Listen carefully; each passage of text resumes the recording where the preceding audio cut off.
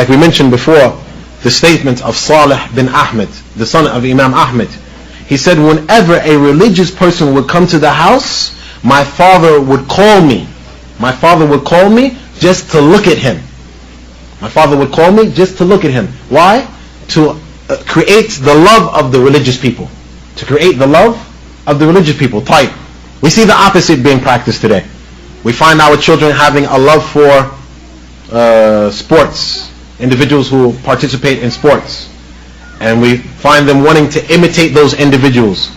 And if you are present, or if you listen to the gatherings of the children, who do you want to be like when you grow up? You find them, I want to be like football player so-and-so. And who do you want to be? I want to be like basketball player so-and-so. You know, but you don't find them having that desire to be, I want to be like Abu Bakr. I want to be like Umar. And it's, how do we expect them to have the desire when they don't know those individuals? When they don't know those individuals. If you read the life story of the Prophet Muhammad ﷺ and the Sahaba, what was their way? The women used to bring their children to the Prophet Muhammad ﷺ, so much so like the mother of Anas bin Malik. She brought Anas bin Malik to the Prophet and said, Ya Rasulullah, he's yours. You take care of him like your own.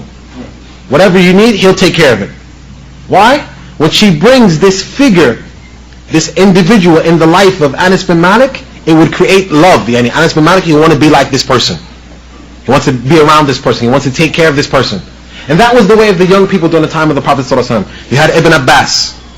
You had Mu'adh bin Jabal. All of them, yani, for example, during the Hajj, Fadl ibn Abbas and others, all of them, when it was time for Hajj, all they wanted to do was be with the Prophet ﷺ on the donkey or ride on the camel. They took turns. That's why if you have the story of the Prophet ﷺ when he made Hajj, you have at different times, Mu'adh said, I was riding on the riding beast with the Prophet. Another, Ibn Abbas said, I was riding with the Prophet ﷺ on all of them would take turns riding with the Prophet. They were eager to be with the Messenger ﷺ. So that's the way of an individual.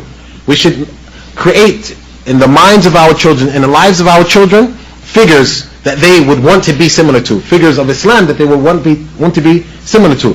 I know some brothers in Saudi Arabia that they can turn on the radio, because we know in Saudi Arabia they have Idha'atul Quran al-Kareem, the Quranic radio station.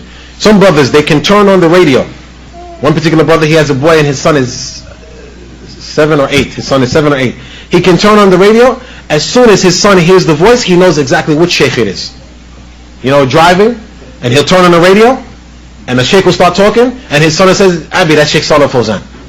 Abi, that's Sheikh Abdullah Goda. And the boy doesn't make a mistake. Why? Because he's conditioned his son to like and to love the scholars. You know, even on Yawm al-Jum'ah, the boy will wake up in the morning, Abi, which sheikh's masjid we're going to today? We're going to Fawzan or we're going to the Muftis? You know, we're going to Fawzan, we're going to the Muftis. So that brother has been successful in creating in that boy, who's living just like every other boy. You know, you have boys in Saudi Arabia, they love the soccer players, Yasser al-Qahtani and Isma'eel, Isma'eel Matar, you know, in the UAE. They have their soccer players. But that boy, because of the rearing of that father, that boy, he's been surrounded with scholars. He's been surrounded with religious people. Even he's called the Hamil al-As'ila. The Hamil al-As'ila, he's the boy that carries the questions.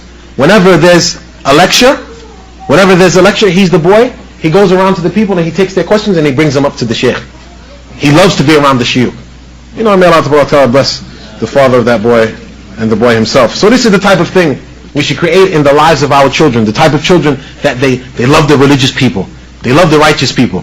You know, they know the names of the scholars. They know the names of the callers. You know, because when we create that in them, it'll put them on the correct path, inshaAllah ta'ala. So that's what Allah ta'ala, that's one of the reasons why Allah ta'ala says, follow the path of those who are religious. Follow the path of those who are religious. You yourself, and introduce the religious people to your children. Then Luqman continued to say, يا بني إنها إن تكن مثقال خردل إن تكن مثقال حبة من خردل فتكن في الصخرة أو في السماوات أو في الأرض يأتي بها الله. He's going back to the affair of Allah. He said, oh my son, إنها إن تكن مثقال حبة من خردل. Oh my child, it can be the size of a mustard seed. It can be the size of a mustard seed. فَتَكُنْ فِي الصَّخْرَةِ. It can be inside of a big boulder. أَوْ فِي السَّمَاوَاتِ. Or in the sky. أَوْ فِي الْأَرْضِ. Or in the earth. Allah is going to bring it. Allah is going to bring it.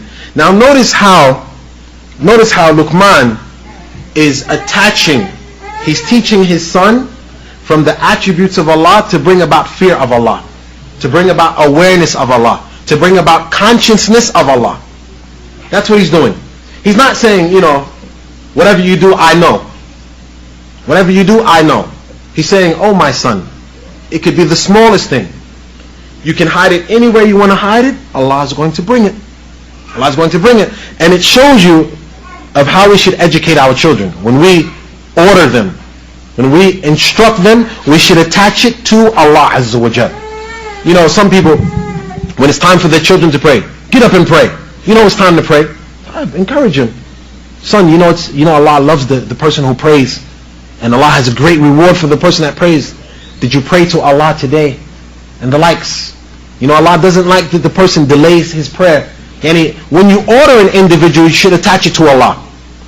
And you should teach them about the names and the attributes of Allah that would create in them awareness of Allah. Notice Luqman. Ya bunayya innaha in takun mithqala habbatin min khardal. It could be mustard seed. It could be in a rock. It could be in the heavens. It could be in the earth. Allah is going to bring it. Allah is going to bring it. When you do that, you create in the child the awareness of Allah.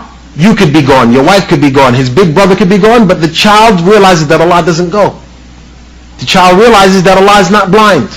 The child realizes that Allah is not deaf. But if you create in the child fear of yourself, I thought I told you to pray. Didn't I tell you to pray in the likes of that? He's going to pray only when you're there. I thought I told you to do this and do that. He's going to do it when you're there. When your wife is there. When the older child is there. But if you attach it to Allah, and at the same time teach the child from the names and the attributes of Allah. Allah sees you. Allah hears you. Allah knows exactly what you're doing. So then the child realizes, well, my father's not there, my mother's not there, my older brother's not there, but Allah's there. And I can't get away from Allah. And I can't get away from Allah. So it creates in the child the awareness of Allah that allows him to worship Allah out of fear of Allah. Not just out of fear of you. Now, yeah, it's true, the child should fear their parent. The child should obey their parents.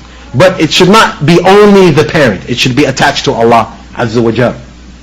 So in that regard, when the individual advises, when the individual admonishes, attach it to Allah. Start to mention Allah more in your admonition. Start to mention Allah more in the house.